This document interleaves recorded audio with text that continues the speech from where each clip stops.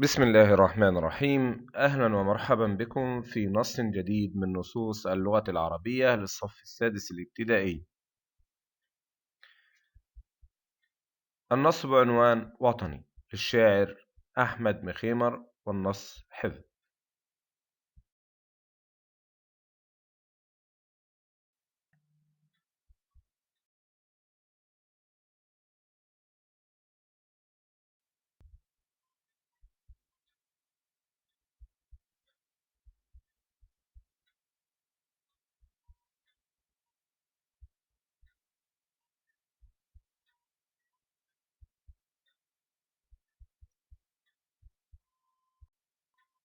التعريف بالشاعر.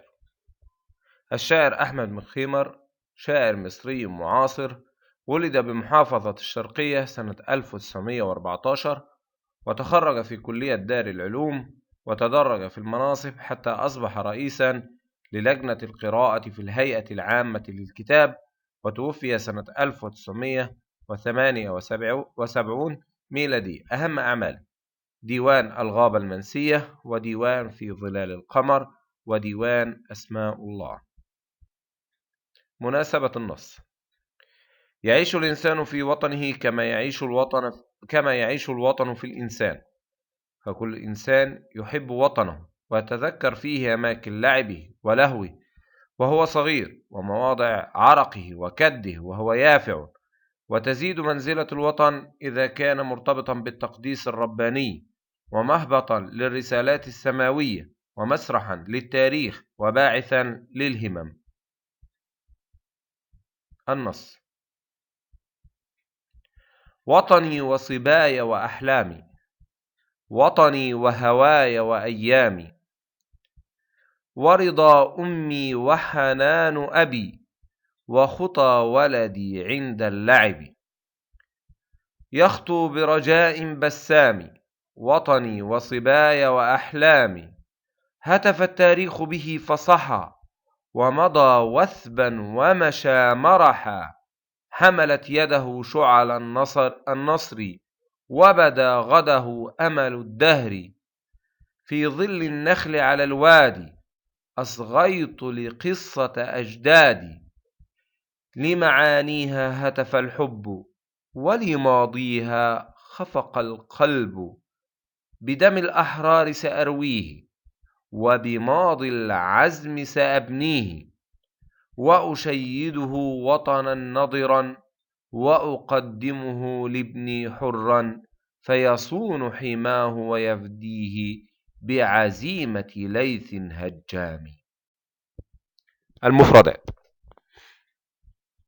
صباي صغري وشبابي، أحلامي آمالي، حنان رقة القلب والرحمة، خطى خطوات، يخطو يمشي ويتنقل، الرجاء الأمل، بسام كثير التبسم، هتف التاريخ به ناداه بصوت عال، مضى انطلق، وثبا قفزا، مرحا فرحا ونشاطا، بدا ظهر غده مستقبله، الدهر الزمن، أصغيت استمعت باهتمام، خفق القلب تحرك واضطرب، سأرويه سأسقيه، العزم الثبات والشدة، أشيده أبنيه، ناظرا متفتحا، المراد الذهب، يصون يحمي حماه أرضه، العزيمة الإرادة المؤكدة، ليث أسد،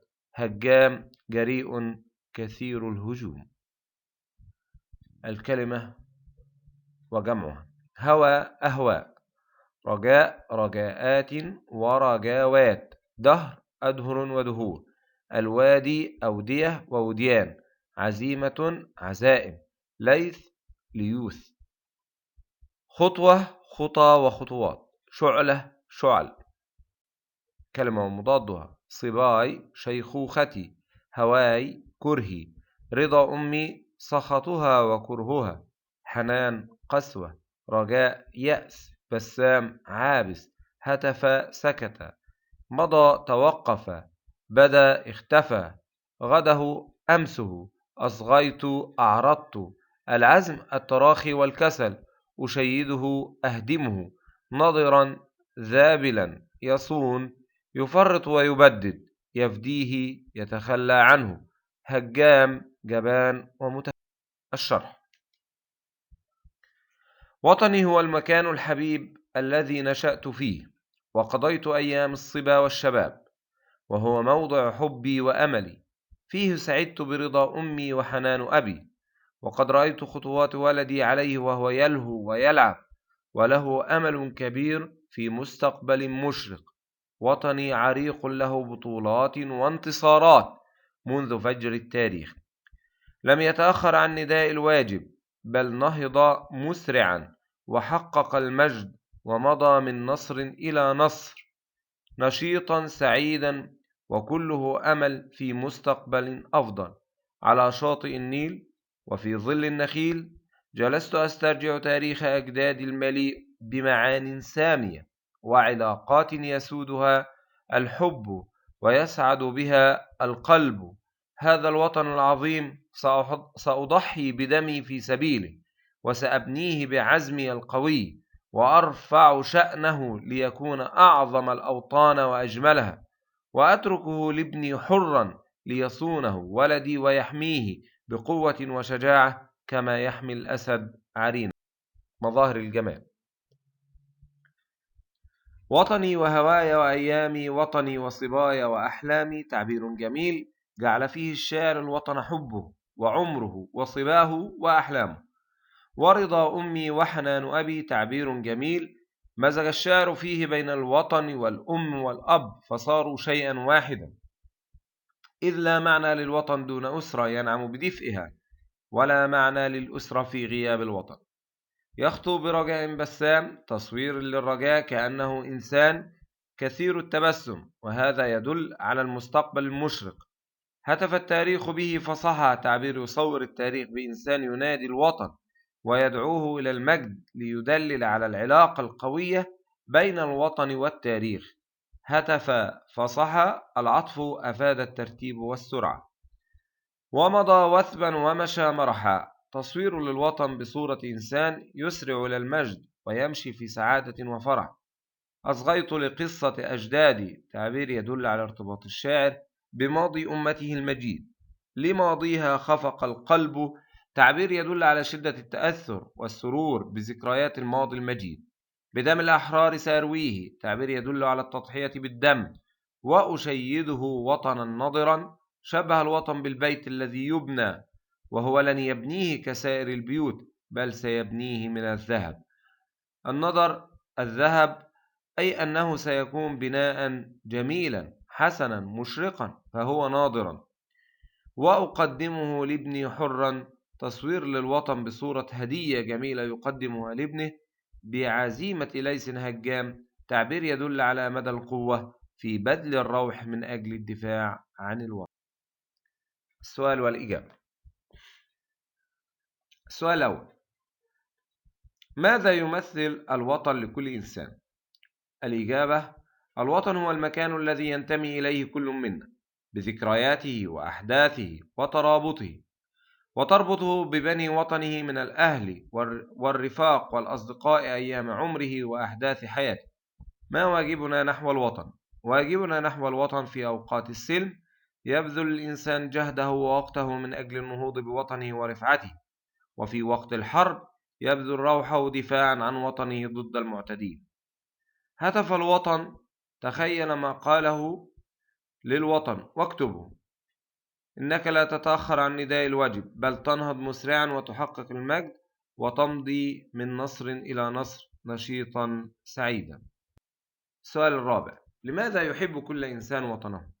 الإجابة: لأنه المكان الذي نشأ فيه وترعرع على أرضه ومشى تحت سمائه وانتعش وتمتع بنسيمه وشرب من مائه وأكل من غذائه، فكان أساس حياته وعزته.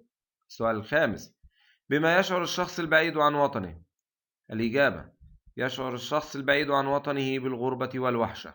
السؤال السادس: أيهما أجمل ولماذا؟ مضى وثبا أم ومضى سائرا؟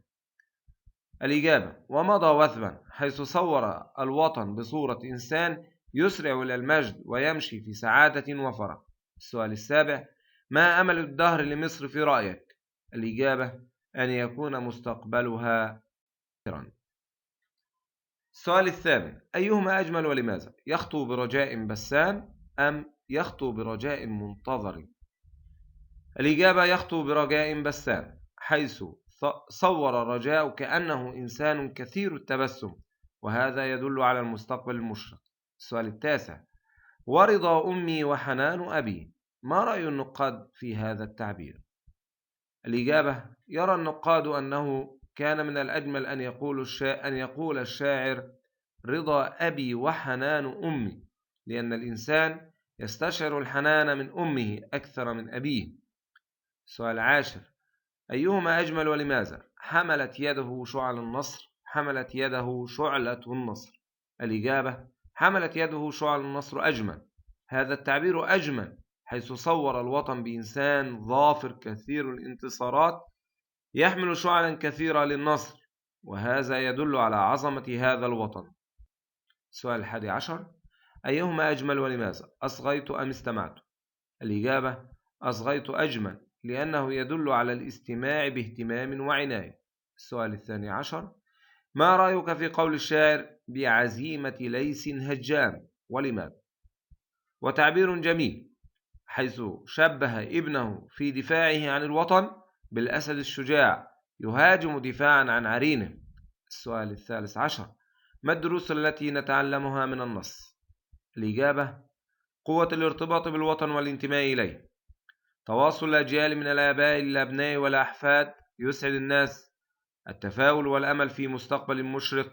مصر وطن عريق منتصر على مر التاريخ، فيجب العمل على استمرار التقدم والتضحية بالأرواح في سبيل الوطن وتقدمه وحريته. السؤال 14: اكتب تعريفا موجزا بالشاعر أحمد مخيمر. وشاعر مصري معاصر، ولد بمحافظة الشرقية سنة 1914، وتخرج في كلية دار العلوم، وتدرج في المناصب حتى أصبح رئيسا للجنة القراءة في الهيئة العامة للكتاب، وتوفي سنة 1978. أهم أعماله: ديوان الغابة المنسية، ديوان في ظلال القمر، ديوان أسماء الله.